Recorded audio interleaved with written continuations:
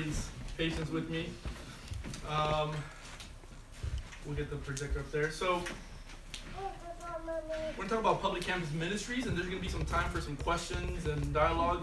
I do ask that if you have questions, raise your hand instead of just jumping up there.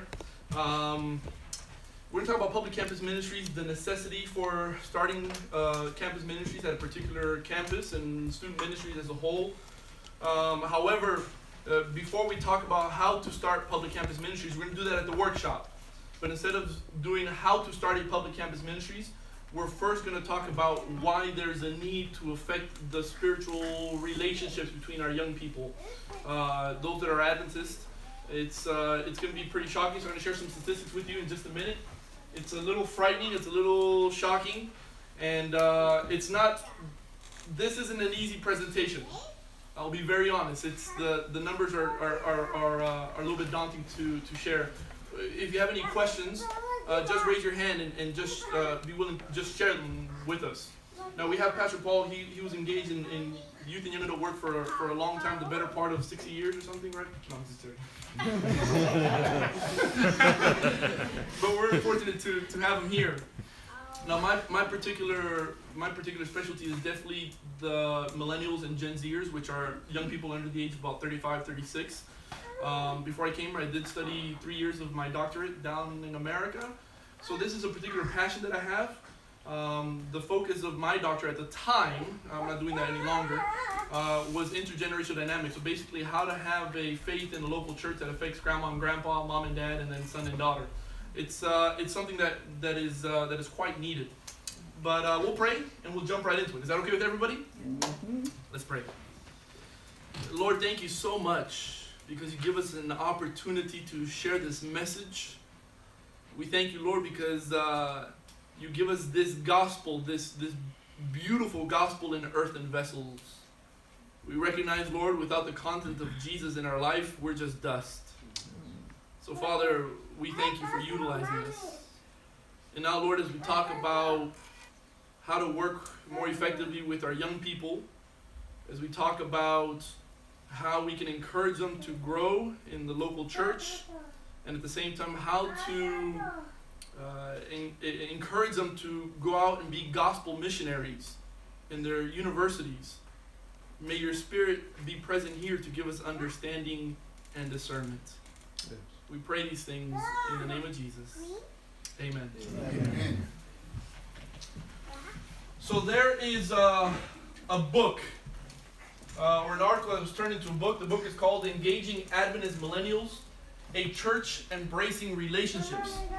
This particular article and book has become now a seminal work, meaning it is a foundational article and book when talking about millennials and Gen Zers. Now, these two terms is something that we may have heard or may not be as familiar. I'll explain it quite simply. A millennial is a young person that was born and leads up to their university years before the millennium. Okay? So millennial was born between 1981, 1982, depending on where you go for your sources, and it ends about 1999. Okay? A Gen Zer, because that's just the term for this generation, is somebody that's born between the year 2000 to about 2013, 2014, 2015. So when you think about your own children, if you're over the age of 15, when you think about your own children, they're most likely millennials. If you have grandchildren, they are Gen Zers. This particular study is talking about those that were born between 1981-82 to about 1999. So that called that particular generation. There was a company, research company in America, their name is Barna. Now Barna, they do research gathering, they do gathering of information and data, they compile this data and they give us some information.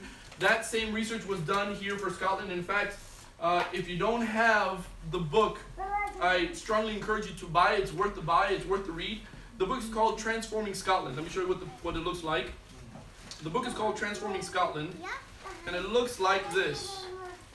Oh, maybe. So I can go to the very beginning. So Barna, I don't know where it is. I want to go to the cover page. The book looks like this.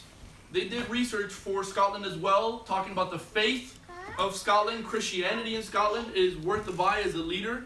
I really suggest that you read this.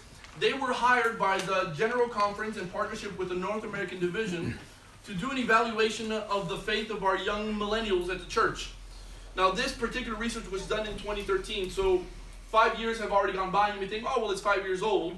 It might not be so bad, or it may be worse. Well, it takes about 15 to 20 years for data to be either decline and be no longer important. But 5 years, we're still within that margin of it's still very solid information.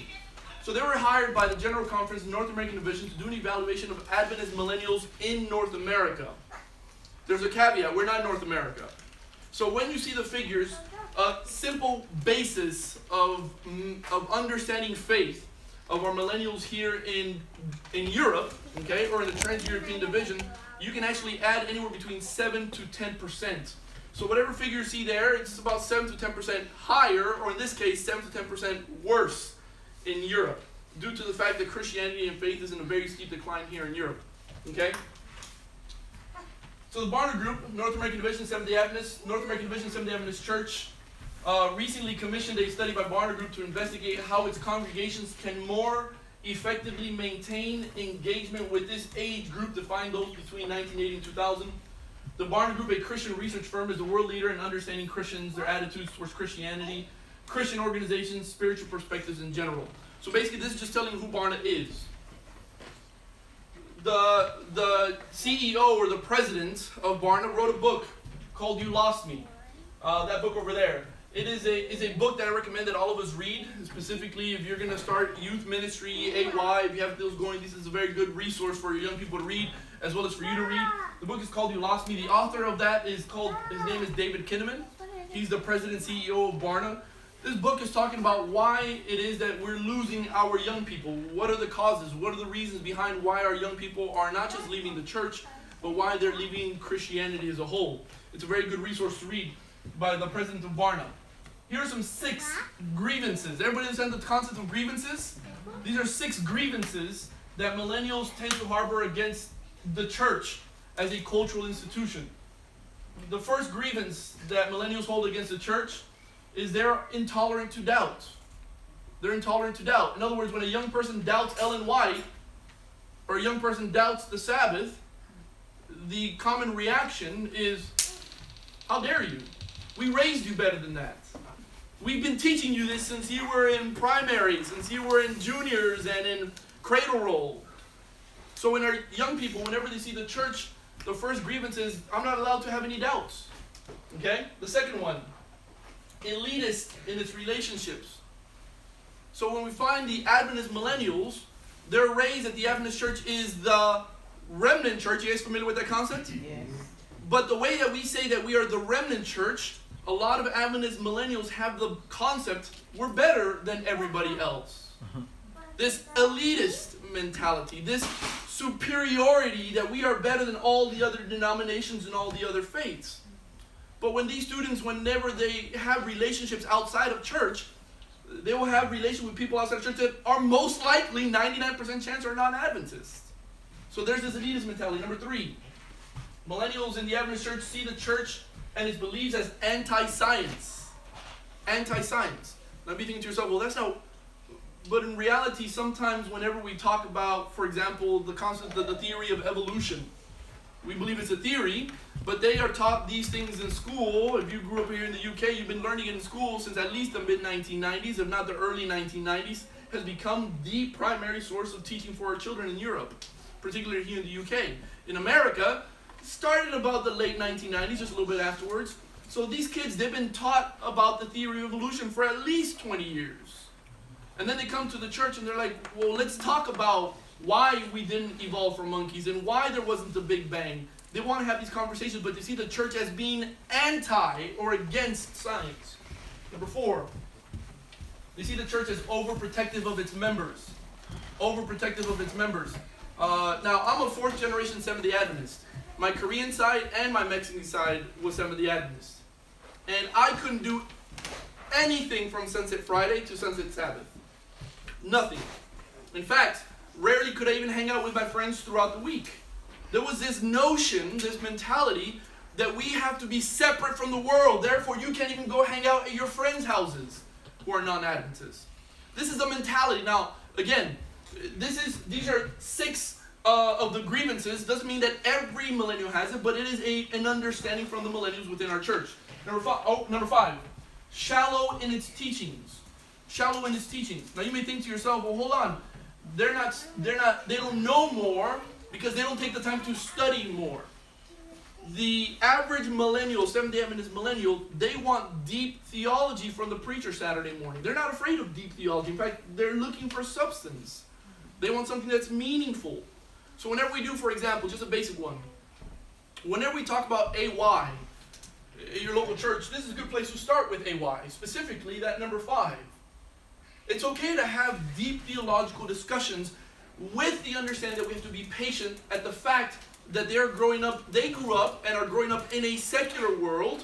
And if you're here in Europe, a lot of them are growing up in a post-Christian world. Now, majority of us, as I look across the faces here, we grew up in a pretty solid religious culture. Mm-hmm. Different parts of Africa, different parts of the Caribbean, even myself coming from America, we grew up in a religious culture. But our young people that are going to high school, that are going to university here, their culture is very secular. Yep. Their culture is very post-Christian. So we have to understand, whenever they come to AY, whenever they come to church Sabbath morning for Sabbath school and Sabbath, for the Sabbath services, they want something that's deep and meaningful. Number 6, that the church is repressive of differences. So if a young person or if somebody comes up with a different way of doing prayer meeting, for example, or they come up with a different way of doing Sabbath school, or doing the liturgy, which is the order of service at the local church, if they come up with a different way of doing liturgy, the church says no, because we've always done it this way. We've always done it this way. Yes, sir. It's a challenge. So sometimes they feel that if you suggest anything that's contrary or remotely different from the way you grew up doing it, they see you as being intolerant to them. You meaning the leaders, not you, mom and dad. You meaning the leaders. Everybody understanding these 6 grievances? Mm-hmm. Any thoughts on these 6 grievances? I know we're going to have some comments and questions. There's about 12 more slides. Keep going?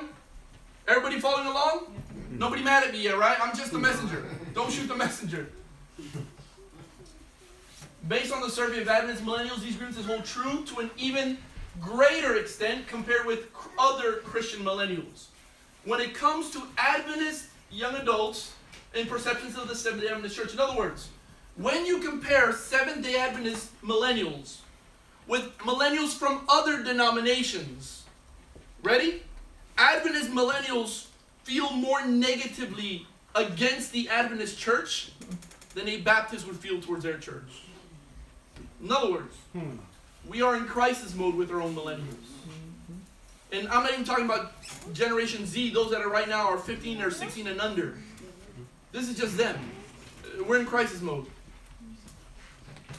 So this is the process of the survey. They did those millennials between 18 to 29. At the time, I was in that group right here. They surveyed 482 persons through a 3-day process. And they came to 2 different groups.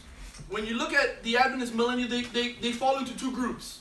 There are those that are engaged and those that are disengaged.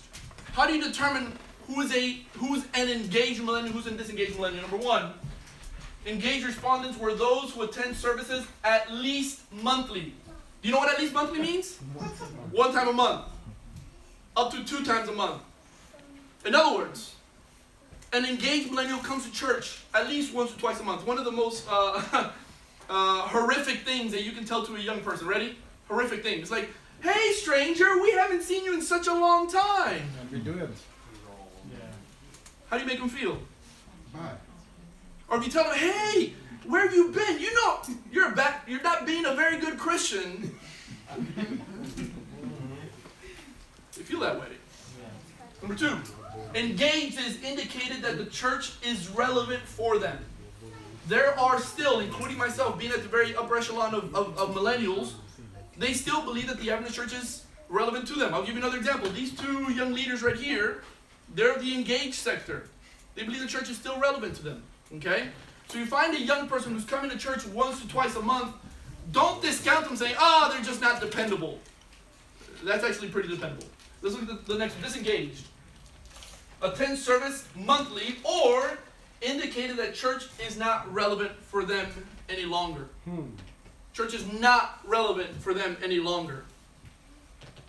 So local church and organizational structure, number one, they first had to do recommendations for the church leadership. Number one, develop and instill a philosophy of intergenerational relationships. You need to develop and instill a philosophy of intergenerational relationships. You want to know what intergenerational relationships look like? Pastor Paul, he's having an intergenerational leadership with myself, Rory, Ivana. We're learning from him. But at the same time, he's learning from us. So when you think about, for example, we know that Benjamin, he's an elder in Glasgow. Benjamin, as a young person, the young leader in Glasgow, he shouldn't be the only one holding a certain leadership position. When we think about the deacons, or the diaconate, or you think about Sabbath school departments, there needs to be an understanding of how we can not just select a young person to take a position. That's not the whole, like, oh, well, we have young people in leadership. No, no, no. Are you instilling a philosophy of the relationship? The relationship, not just giving them a title and giving them a position, but are you developing and fostering that type of relationship? Number two, create a forum for sharing stories of renewal and transformation. In total disclosure, be honest. How many of you guys in your youth drank alcohol? Oh wow, I'm the only one. Thank you. Okay? None of us here, none of us are willing to admit it. One of the two. How many of you guys ever went to a club? Okay, it's just you and me, bro. We gotta keep our hands down. Let's just not. Confession time is over. Our young people, they want to see that you also perhaps struggle with your faith. Don't try to hide it in your closet. Say, oh no, when I was young, I never did that. No. Talk to them when you struggled with some things. Maybe when you were learning about the Sabbath. Maybe when you were learning about that, say, you know what, I didn't get it right away at first either. I share with some of my young people that when, even though I'm a fourth generation Adventist, I didn't believe in Ellen White till I was in my second to the last year of theology to be a pastor. The first 2 years of studying to be a pastor, I didn't believe in Ellen White. So I share with my young people that studying and learning about Ellen White isn't always something easy. They want to have these conversations with you about what the Lord has done in your life and what the Lord is doing for your life. Number three, support and espouse a ministry of acceptance and support. This is a little bit hard for a lot of us as Adventists. A ministry of acceptance. I mean, how do you accept a young person who's coming into church with torn up jeans or coming into church with, like Benjamin, all with their hoodie and they got all these tattoos? You don't got tattoos, right? All these tattoos. Or how do you accept a young person who wants to come to church, but perhaps they're only coming, occasionally once every 2 or 3 weeks or once every 2 or 3 months? I mean, we have this mentality that first you have to become an Adventist before you can serve as an Adventist. There's this ministry of acceptance that we find in the Gospels. Yeah. Jesus hung out with prostitutes and sinners. Yes, sir. He accepted them and he loved them. But we have a mentality that unless you come to church wearing a suit and tie, then I'm not quite sure you're committed to the gospel. So there's that struggle. Are we hearing the struggle? Anybody feel uncomfortable yet? No? We're okay, right, Tamuka? We're okay, Tamuka. We're okay. Get ready for some statistics. In fact, you may want to take some pictures if you have your phone, because these are some things you're going to have to take home and really wrestle with yourself and wrestle with the church. Yes, sir. Christian millennials, again, orange is the Adventist millennials. Black is millennials at large amongst other Christian churches. In this case, you can add anywhere between 7 to 10% when we talk about millennials here in the UK and millennials here in Europe. Okay? You can add anywhere between 7 to 10% in a post-Christian or in a secular Europe. 37% of Adventist millennials see the church as repressive. Here in Europe, 47%. In other words, at least, the very minimum, 1 in 3 of our Adventist millennials sees the church as repressive. At least. It can be as high as half. General millennials, 25. Here in Europe, 35. In other words, Adventist millennials see the church as more repressive as in compared to other Christian denominations. 29% of millennials see the church as shallow. 39% see the church as shallow. 33% see the church as overprotective. 35% see the church as anti-science.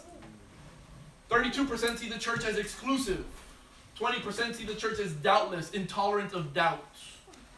When you see these statistics, this gives us somewhat of an understanding of the faith that we had growing up, the faith that a lot of our younger millennials growing up. By the way, this is just millennials. There's a whole other presentation for Gen Zers, those that are right now that are 16, 17 and down. Whatever you see here, for the most part with millennials, Gen Zers are at least 2 to 3 times more difficult in reaching them. In fact, the Adventist approach towards reaching young people has been Sabbath school and club ministries, adventures and pathfinders. Okay? So that's been the traditional approach. In America, as well as Europe, yes, pathfinders still are the most the most practical way of doing it, but it's actually not the most effective way. There has to be a re-evaluation and practice of how we do club ministries. We can't just start a club. You have to develop a platform for the club with an understanding of who you're trying to reach. There's a lot more work than just starting a club and giving them honors. You have to talk about, is this relevant? Are they understanding it? Can they wrestle with these different things? Next statistic. Compared to the engaged young adults within the Adventist church, those who are engaged have much weaker positive experiences, particularly when it comes to the church they attended as a child. I'll read that one more time. Compared to the engaged adults within the Adventist church, those who are unengaged have much weaker positive experiences. In other words, some of these young people who are unengaged, who come to church, sporadically, they are, of course, having a more difficult time than those 3, 4 young people that we see right here with the front. We can all think of at least one young person that was raised in the church that is no longer attending or no longer coming to church. We can think of adults. We can think of adults that are no longer attending the church. Excuse me, I went the wrong way.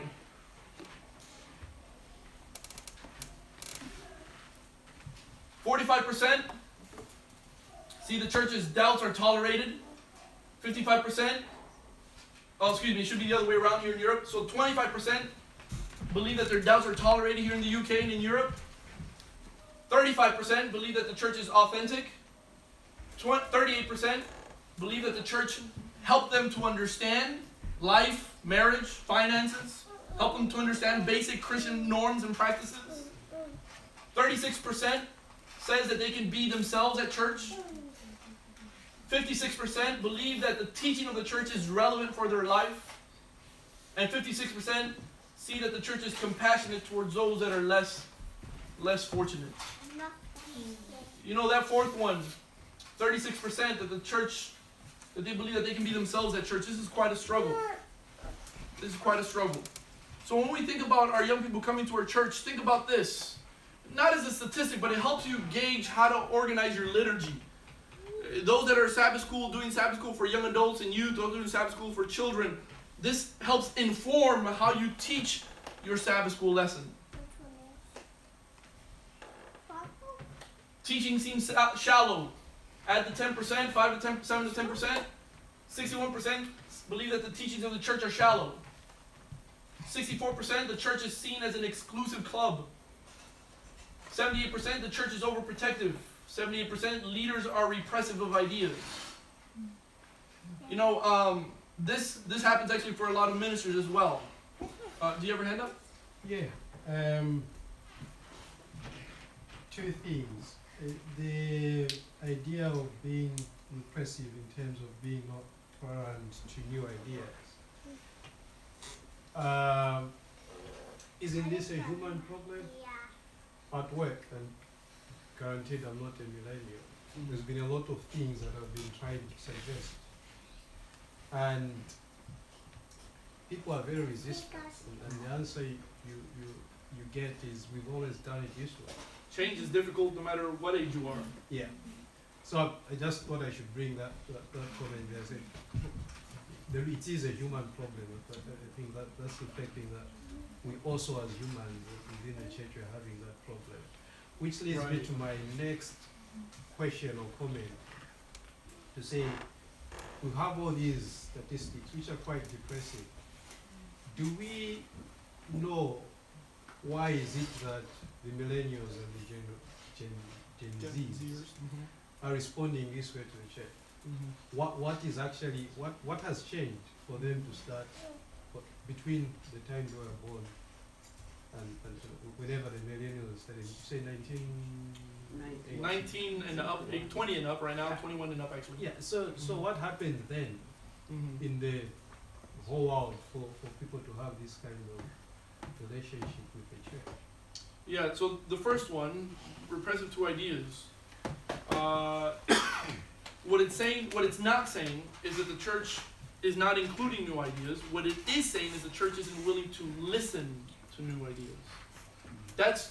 That's really the crux of the matter. That's really the difficulty of the matter is, are you willing to listen to a different approach, to a different way of doing things? The willingness to listen goes a long way to say, hey, we want to listen to you, to your ideas, to your practices, to how you think we should do song service, for example, how you believe the Sabbath needs to be taught. If they see that the church is willing to listen to their ideas, that goes a huge way. Change has been difficult no matter what generation of world history you are. No matter, I can tell you right now that your parents, they probably felt that things were changing too fast for them. Now we feel that things are changing too fast for us. And the time's going to come when millennials and Gen Zers, they feel that the world is changing too fast for them. Now the second thing, what is informing the reasons why this is happening? When you look at the sociological studies as to the trends of history, as you look from the pattern specifically from about 1900, is whenever sociological studies really started to be developed in the Western world. When you look at sociological studies, you find that there are particular generations that would exemplify the nature of that time. So when you look at the early 1900s, even here in the UK, even here in Europe, it was still a pretty religious place. But then World War II happened. And World War II shifted the faith movement here in the UK and here in Europe. And our children that are being raised, myself, millennials, that are being raised post-World War II, they went from a Christian society to a secular society. So they're being raised being unaware of Christian practices and Christian norms. And they're exposed to not the good things of Christianity, they're exposed to the bad things of Christianity. And then when you lead towards, for example, a Gen Zer, Gen Zers are raised in they're pretty much biblically uneducated. Illiterate, thank you, that's the word. They're biblically illiterate. So when you find a millennial, they know at least what a Bible looks like. They know that the Bible has the Gospels and the Old Testament, the New Testament, and the Adventist Church. But when you talk to to a Gen Zer, even amongst the church, you tell them, hey, let's turn to the book of 2 Thessalonians. They have no idea what you're talking about. Unless they do like the Bible, Pathfinder Bible experience or something, they don't know what you're talking about because they're illiterate to that. And it just has to do with the fact that the church, we live in accordance with the times. And as the times become more secular, unfortunately, the church also has become more secular as well. So yeah. Let me just illustrate that. Yeah. Quickly. I think it was two afternoons ago. I was home trying to get the kids some food, and I was looking at Pointless. You know this? I don't know if you get it here in Scotland. There's a game called Pointless on the television where you have to guess the pointless answer. So the jackpot for that game usually is very low, but this afternoon it was 4,500. Two young men were there now to choose the category. So they chose the category, and the category was Bible. So for them to get to the Pointless, there were three categories, and one was Bible, where you had to name someone who was a pointless answer.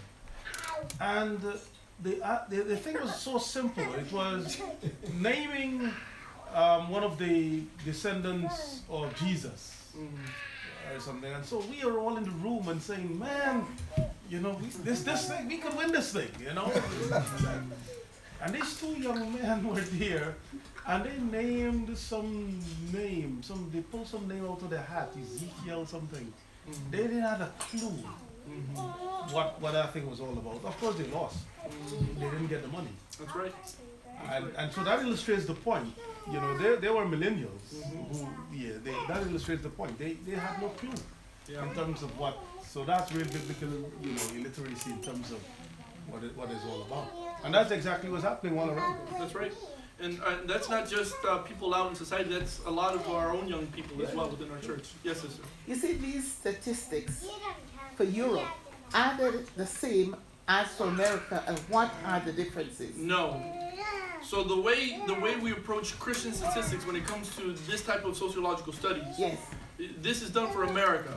However, you can say America or religious cultures, okay? But when you consider the UK and Europe, where we are no longer a religious society, Yes. this is amplified, like I said, between 7 to 10%. So it becomes more grave. So as he was saying, just as another example, in America, people still know what John 3:16 is, at least for a lot of because it's still somewhat Christian. Quickly going into a secular society has been a little bit actually. But when you say John 3:16, for example, in Denmark, which is not just secular, Denmark is post-Christian. They have no idea what John 3:16 is. Sure. It's just it's Christian vernacular. It's religious vernacular, and it's vernacular that they who have not grown up in a Bible exposed society, therefore they're ignorant to what that actually means. Because I thought perhaps the statistic would have been marginally different for Europe and America, since in America we have a lot of Adventist institutions, whereas in Britain we don't. Therefore, the home, the school, and the church would have made a bigger difference with the millennials and whatnot in America than in Europe. It hasn't. In fact, it's actually quite the opposite. It's actually quite the opposite. In fact, I'll just give you an example. In the UK, there is a generation that is somewhat skipped as to what is in America. After World War II, America entered what's called the modern age. In the UK and in Europe, due to World War II and just the devastation of what World War II meant, they skipped the modern age and they went into what's called the postmodern age. So in the 1960s, 70s, and 80s, more of the 1960s and 70s, the UK and Europe was in the postmodern age, while America was still in the modern age. Then in the 90s, they shifted towards a secular society, and that's barely where America, so the trends as they are here, America is at least 20 to 25 years behind the times when it comes to the trends in society. Pastor? Yeah, I think it's interesting. If anything, what these will be teaching, because these are, I mean, we can't argue with these figures, they are what they are. And if anything, they will be teaching me and us, I believe, that we perhaps in the past have missed the boat insofar as understanding the mindset of people are concerned. And that we have not spent enough time in the past reflecting on the shift in thinking. And so what we have done is we have continued a particular mode of operation, assuming that since it's worked for some time in the past, it can work now. So we faithfully commit ourselves to that path, but ignoring that perhaps we need to step outside of that. So what happens is, by stepping outside of that now, people assume that it is a change of standard or erosion of standard. So there is a mix, if I can say a mix, Right. misconception of that it is not a change of standard, but it's an attempt now to try to understand the mindset and the paradigm shift in which people are operating. And you know, now. I'm looking forward, Rory, building upon that, I'm looking forward to Pastor NJ's doctoral research, because Pastor NJ is talking about the faith of first and second generation immigrant Adventists. I think that's very good, because oftentimes what ends up happening when an immigrant comes from one part of the world to Europe, what ends up happening is they're bringing their faith practices as well. However, when you look at the faith practices of Africa or the Caribbean or Central or South America, which is my family, my descendants, they're bringing their faith practices here as well. However, their children are being raised in a greater distance to the faith that mom and dad had. So the children are said you have to have the faith of mom and dad where we come from, and you have to speak the way we speak and believe the way we believe, but the kids are being raised in a society that's completely contrary to a religious culture or religious society. So I'm really looking forward to NG's, and he's gonna have a hard time. That happened with myself. My mom and dad being raised in a very conservative Hispanic and Korean Adventist culture, trying to raise us the same way, it was quite challenging. It was quite difficult. And our children, if you have children that, if you have recently immigrated, your kids have been here for at least the last 5 to 7 years.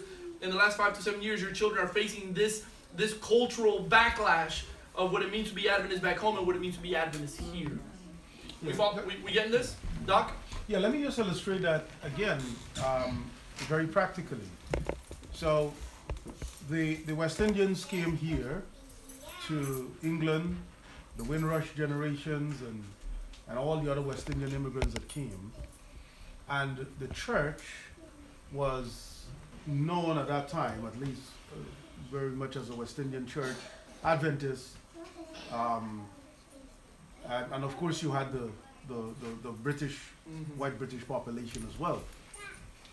Over time, the children and grandchildren of the West Indian immigrants that came declined from the church, left the church basically. That's right. So if you look now in terms of the West Indian church, so to speak, Adventists who came as West Indians, you will discover that there are very few. In the meantime, our African brothers and sisters came, Ghanaians, others, they came. So now, they're basically in the majority that came over. The Ghanaian churches are big, they're flourishing, etc. Their children are now being acculturized into this. And in as much as there is this growth, you give it 10 years, 15 years, the same thing that happened to the West Indians will happen to the Africans as well. That's right. That's how the cycle works. That's So right. and some, sometimes I think that our church is very lazy, intellectually lazy. So we do not pay attention to statistics. We don't want to research stuff. Or we dismiss it as, we just dismiss that's it. not our case. You know, That's not our Jesus will situation. come before that time, and so we make light of this stuff.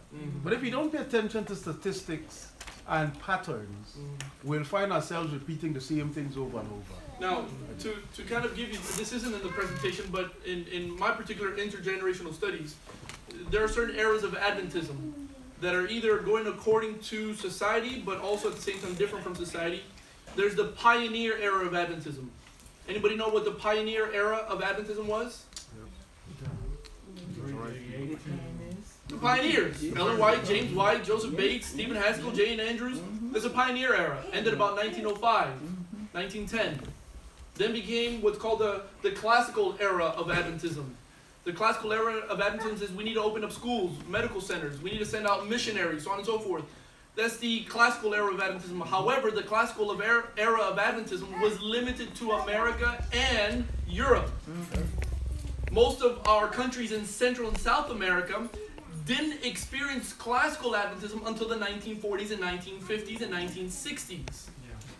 The classical era of Adventism shifted what's called the modern era of Adventism.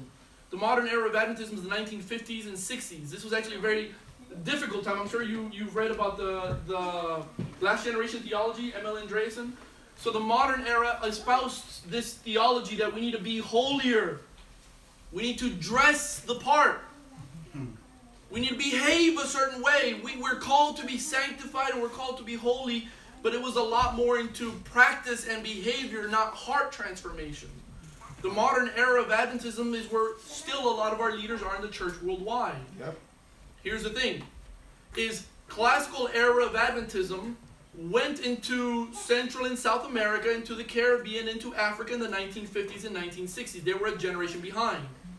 When the modern era was changing to the postmodern era in America and in Europe, the Adventist church, this is Adventist church, most African countries, Central and South American countries, Caribbean countries didn't get the postmodern era until the 1990s. That's true.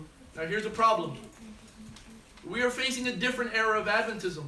We went from the postmodern era, the modern era, to the postmodern era, and now we're facing a little bit of a frightening era again of Adventism, which is called the neo-modern of Adventism.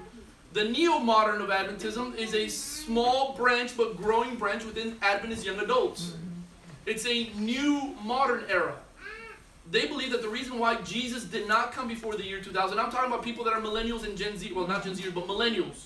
This neo-modern era is the new modern era, and these are those young adults that believe that the reason why Jesus did not come before the turn of the century is because we weren't holy enough.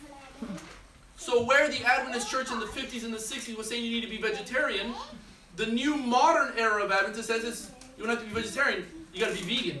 Yeah. It's got to be raw, uncooked. The methodology is now becoming, I would venture to say, it's a little more challenging now. So what ends up happening right now within the Adventist generations, you find two groups that are forming. The neo-Advent, the neo-moderns says you got to be raw, you got to be vegan, no movies, no secular music, you got to be dressing like this. It's become very like the modern era of the 50s and the 60s. And then here's the thing. You have another branch that is forming over the last 5 to 10 years, actually the last 10 years, that they're adopting a philosophy of society that's called neo-pagan. It's a new form of paganism that is creeping into a lot of our evangelical churches. They believe that we need to have, this is a Adventist hot potato, and I'm going to say it, but don't dwell on it. They believe that the church needs to have 10 times more music than what we have now. Their preaching needs to be less. There are some of those Adventist millennials that believe that. But here's the thing.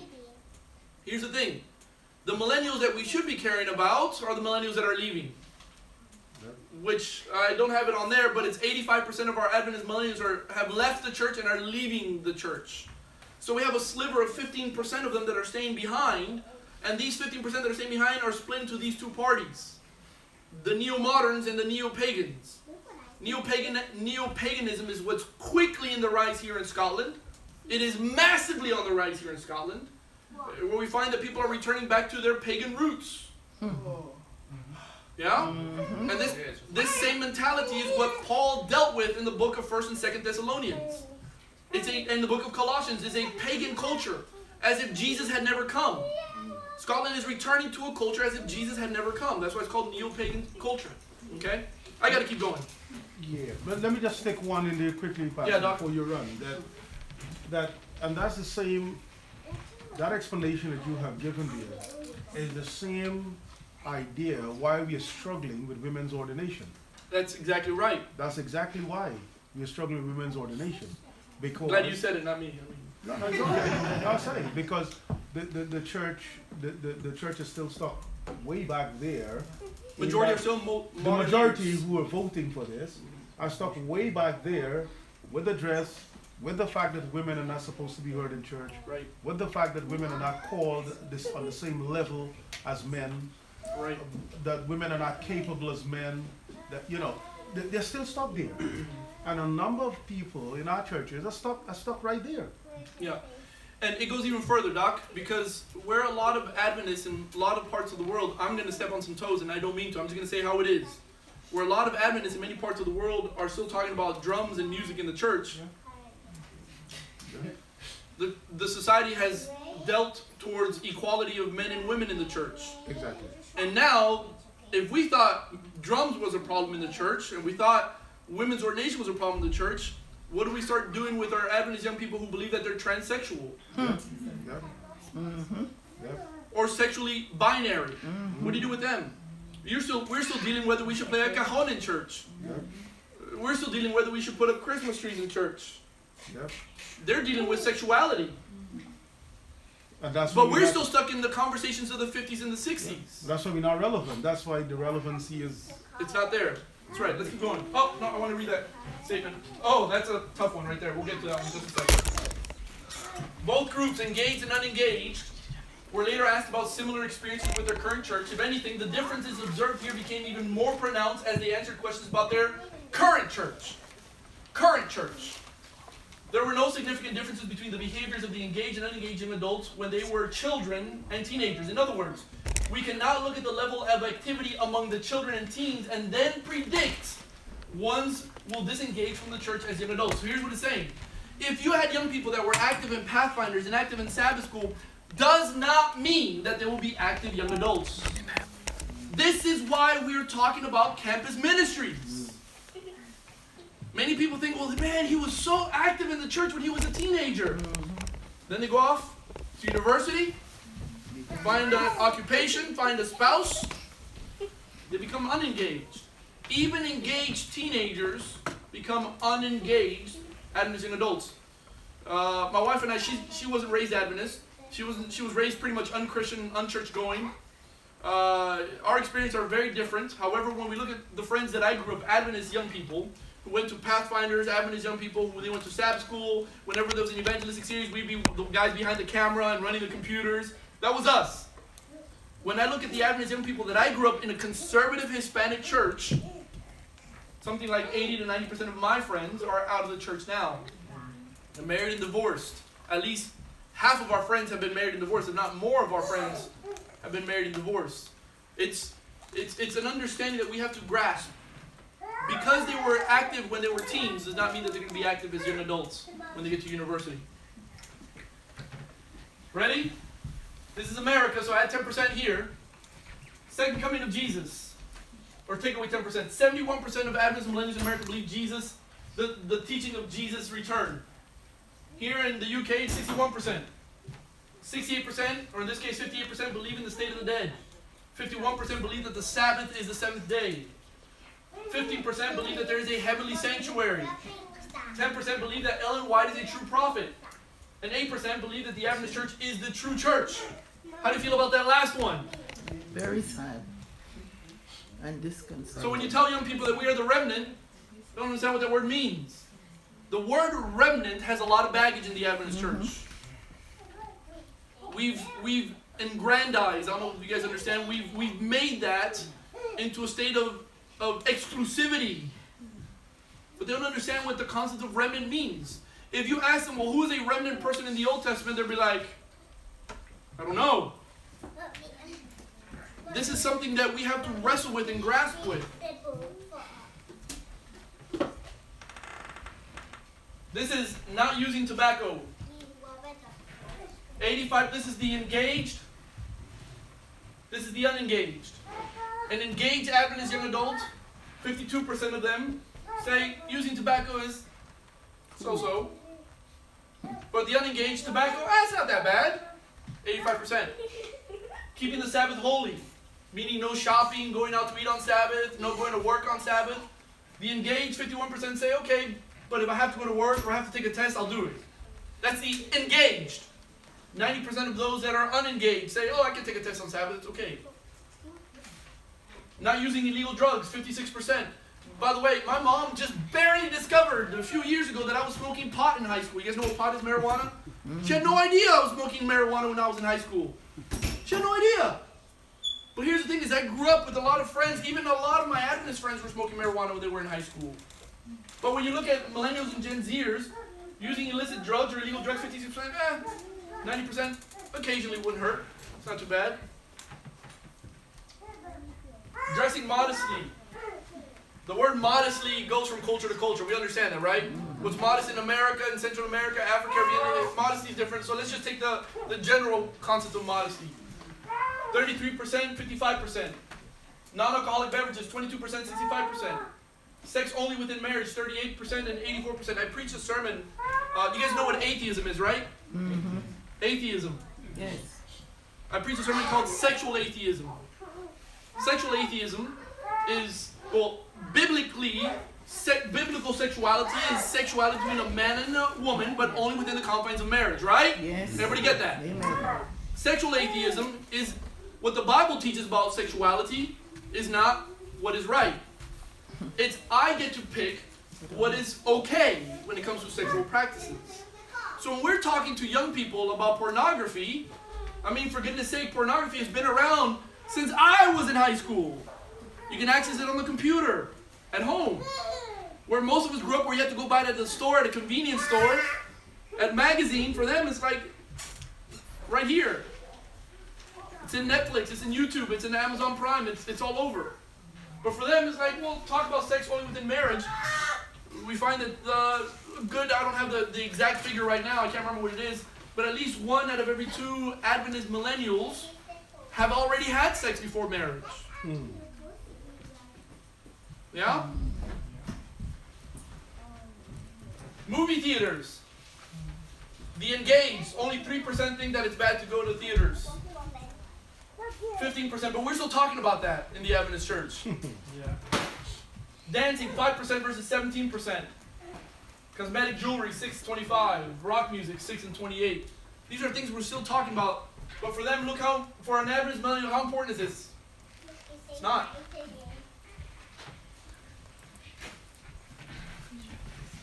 Recommendations, well, we did that one. I'm going to do this one here. That's the end of that one. So what do we take away from this? What are your thoughts? What are our takeaways? Would it be fair to say that our Adventist young people are not growing up in the same culture and society that we grew up in? Yes, true. They skipped an entire societal sector. If you come from Africa, if you come from the Caribbean, and if you come from Central and South America, which is the majority of us here, you grew up in a modern era to postmodern era. As soon as you brought your kids to the UK and Scotland, as soon as you brought them here, they completely skipped either the postmodern or the secular, and you dropped them right into the beginning of a post-Christian era. Yes, sir. They skipped an entire 25 year. As soon as you got on that plane and landed in the Edinburgh or Glasgow airport, as soon as you landed, they skipped 25 years. Yes, sir. We're trying to reach our kids with activities that were working in our countries in the 90s. Sure. We're not necessarily working with them here now. I was having a conversation with one of our pastors that comes from Jamaica. He's an amazing man. But he says, I can no longer be a Seventh-day Adventist pastor. Oh, excuse me, he says, I can no longer be a pastor. He says, because I know how to pastor people from the 90s. But he was sent to New York City. He was sent to New York City. And he says, I can't be a pastor anymore. And he quit. And he became a member in the church. And he says, I have to learn what it means to be just a member in New York City. The wisdom behind this man. I mean, he quit 25 years career. He says, I don't know how to be a pastor to people. I know how to be a pastor to people in Jamaica. He says, I don't know how to be a pastor to people in New York City. So he quit. 10 years later, he went to the conference and says, okay, I've been a member for 10 years. I have an understanding what it means to be a New Yorker. He says, I'd like to have my job back. The conference says yes. The conference says we want you to plant more churches in New York City. This man has planted, since 2005, he's planted 17 churches. Amen. Amen. Sometimes we have to swallow our pride and realize we don't have the answer. We have to stop, take a breather, Yes, sir. and then try to understand where do we go from here. My wife and I, we planted a church for millennials in Texas, for Adventists and non-Adventists. And we had a very supportive mother church when we planted our church. The greatest struggle that we had when we were planting our church was a lot of our mother church elders that were telling us, Pastor, why aren't you wearing a suit Sabbath morning? This is how I preach, even here, by the way. I know some of them see me here around the church. I don't always wear a suit. There's this expectation that the pastor has to wear a suit Sabbath morning. Yep. And if they can, that's cool. Let them do it.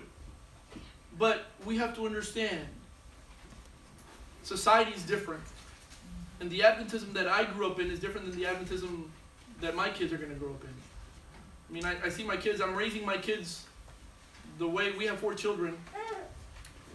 We're raising our kids the way we see what is best. But there's going to come a time where our children are going to see things differently than the way we see things. And the only hope we have is to instill this. That's why I believe that morning or evening worships with your children is the most important thing you can do. Not taking them to church, not enrolling them in club ministries, not making them show up to Sabbath school on time. No. Most important thing you can do for your children right now, if you have any kid that's under the age of 20, well, it's going to be tough. If you have any kids under the age of 15 or 14, good luck making an 18-year-old stick around for evening worship. It's the best thing you can do. Now, our responsibility as a mission, Pastor Paul, whenever we talked about us coming over here, he knows that my burden is for both retaining our Adventist millennials and our Adventist young adults through various ministries, particularly public campus ministries, but as well as equipping our millennials to be gospel missionaries whenever they go back to school. I didn't talk about the various struggles of, I mean, there's so much I didn't talk about when it comes to campus ministries. But I'll tell you right now, it's necessary for us to not just take this information. It's necessary for us to really wrestle with this information. And how is this going to affect our church? A good way, by the way, a good way to tell if your Adventist millennial is an engaged Christian, an engaged Adventist, a very simple way is if they bring their Bible to church on their phone. Not the physical Bible. I encourage my young people to bring their physical Bible. I do it Sabbath morning, even at the churches, even now. But if they have the phone in their, like, I'll give you an example. Benjamin, you have your Bible on your phone? Yeah. You're an engaged millennial. I forgot your name, sweetie. Okay. Do you guys have your Bible on your phone? Yeah. Have your Bible on your phone? Rachel, Bible on your phone? See, they're engaged millennials here, but when you look around your young person, if they have their Bible on their phone, that demonstrates that it's still valuable and important to them. When the Bible is not on their phone, it's not. It's a very simple thing. It's a very simple thing. Now, don't go asking, do you have your Bible, do you have your Bible, do you have your Bible? That's not what I'm saying. But it's just a very simple way of experiencing where they are engaged or disengaged. Now, we're going to have a workshop. Yes, ma'am. I have till 4, right, Rory? So 10 minutes of questions? Yes. Okay. Yes, ma'am. Anjua, okay. I just wanted to comment on something and to ask a question. So I wanted to comment on I don't know if I'm going to pronounce it correctly, but the elitist. Elitist, okay.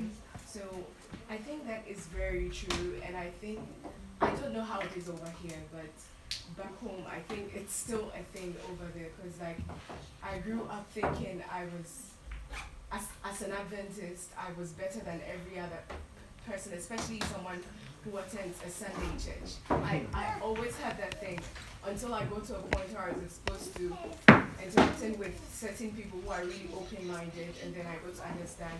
But I grew up having that idea. I still struggle with that a bit, honestly, because even in school, I don't know, but I have this, I don't know, I view other people from other churches with very different eyes. But when I see Adventists, I just feel like, yes, they are my people. When I see other people, even when I visit other churches, sometimes I feel guilty. So I think it's something we really need to address, because it will affect us. We only come to church. We usually don't come to church during the week. It's just one day in a week, and then we spend the rest of the week, the rest of our years with people who are not like us. So if we keep seeing them as completely different from us and seeing ourselves as God's chosen people and they as something else, then I don't know how we are going to survive with them, because that made me really struggle to reach out to them, because they are not, I don't know, I saw them as not to be my level. And what I think... Can I say something to that real quick before we go to the second thing? If you read the Sabbath school lesson this week, it said something that is extremely important for us to understand. It is the remnant message that makes us the remnant people. It's not our church membership. It is the message that makes us a remnant people. Do you understand that? So we tell our people that we are the remnant. That's somewhat theologically inconsistent. If we're living and preaching the message is what makes us the remnant people. We have to understand that's what the thing, Sabbath's lesson on the lesson. Yes, ma'am. Second thing. You just touched the point of what I wanted to talk about. I think, well, looking at my peers and other people who used to be in the church and are now living back home, I don't know about them, but it looks like the church is just a formality. Like, we just come to church, see the elders whom we fear so much, because there are so many things they want us to do, and we are not allowed to express ourselves naturally. So it feels like church is just a formality, because when I look at church back home, it looks like most of us over there don't really know why we come there. We just have to come there because we are still under our parents, and we have to come to church on Saturday. Because like after church, everyone goes their own way. People still go and do the things we are told we are not supposed to do.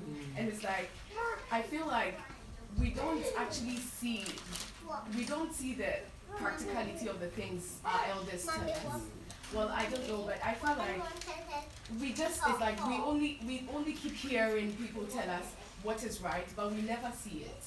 But I believe that if we could actually see it from the lives of the people who keep telling us that it would be easier. They may not necessarily have to even tell us again. We'll just learn from them, because I think that's one reason why my peers are dropping out. And then I wanted to ask a question about accepting new ideas and making changes and everything. I believe that is true, but I want to know, how do we know how far is too far? Because I believe that from the way our world is now, we can't use our old approach for evangelism, because it's like back home we still use the old approach, and I really want things to change, because like we still organize crusades, and then we have the big pulpit, and then tents, and then the pastor preaching.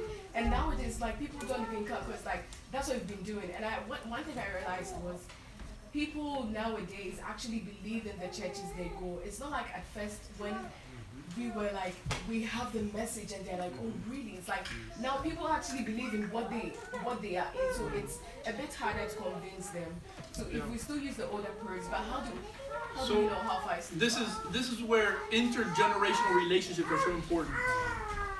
Intergenerational relationships, there has to be an understanding with the older generations that you're willing to listen to the contributions of the younger generations. That you're willing to accept their ideas and their notions. And then you as an older leader, you ask them and say, well, how do you think we should do it? And then that relationship, once that relationship is formed, there's a unity between the traditional approach and the millennial approach, and you can come up with an idea that's a little bit more balanced. I've been here for 5 months, and I don't know how many times I've talked to Pastor Paul about, hey, Pastor Paul, I have an idea. How often do I say that to you? Yes, often. All the time. All these ideas are just running around in my head. But do you know, and I'm not saying that because you're my boss or anything. I'm not saying that. He teaches us that he's willing to listen to our ideas. When we as older leaders, when we share with our young people, we're willing to listen to them, they'll tell us all the ideas that they want.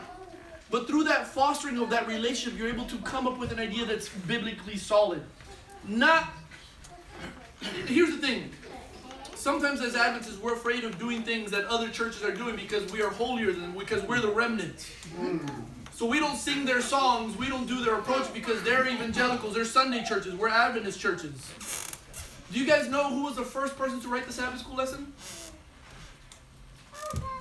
James White. It was called the Youth Instructor. Do you know that the idea was not an inspiration from the Holy Spirit in a dream? Do you know that James White got that idea from a Methodist minister? Do you know the Sabbath school lesson wasn't even an Adventist idea? It was a Methodist idea. Do you know that whenever James White wanted to buy his own printing press and start publishing, everybody's like, no, we don't do that because that's what the other churches do. But James White got a loan in his own account, his own name. He bought his own little printing press against the other leaders. But if he hadn't done that, where would we be today without the Advent message? Here's the thing. We need people like him. We need risk, but we need calculated risks. Just wanted to say that, and that's why we need to be very careful as adults, because we have this card, this trump card that we like using, Babylon. And every time new ideas come up, we flash that card, Babylon. And we fail to make progress. He speaks truth. So we need to be careful. I'm glad it's coming from him, actually. Say it again? I'm glad it's coming from him.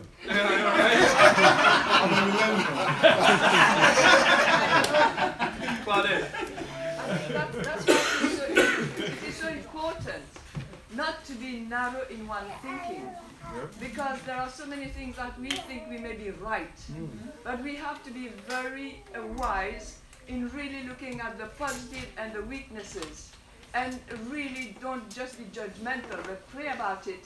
And then step by step, make a little bit of improvement and review and see what are the positive and how much it is making a difference. And then obviously move forward and involve everybody that can be Right. bringing things forward. And that's where when one think and think, I know it all, come all the problems, so many of the problems that have been happening. Right. By the way, do you know why the pioneers are called the pioneers? The Adventist pioneers, you know why they're called the pioneers? Because they went in a different direction than other churches. Not because they started the Adventist message, because when every other church was still smoking, when every other church was still gambling, when every other church was still worshiping on Sunday, they pioneered in a completely different direction. Nobody else was going that direction. They had to take risks. Yep. They had to assess and say, where do we go? Where do we go? Rory? I'm done. There's one more. Oh, okay. Yes, ma'am.